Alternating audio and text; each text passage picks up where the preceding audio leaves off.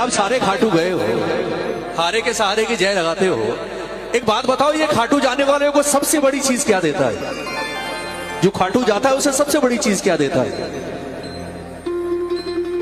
ताली बजाओ एक बार इसको। क्या बात है। कोई कहता है गाड़ी दी, कोई कहता है मुझे बंगले मिल गए, कोई कहता है मेरा बैंक बैलेंस बढ़ गया, मेरा बिजनेस बढ़ गया, मेरा ये हो गया वो हो गया। सब बेकार की बातें हैं साहब। ये सांसारिक चीजें जितनी आप सोचते हो ना कि साहब इसके दरबार में जाओ भिखारी को करोड़पति बना देगा, साइकिल वाले को गाड़ियों पर घुमा देगा, ये कर देगा, इसकी कृपा को बहुत छोटा कर दिया हमने।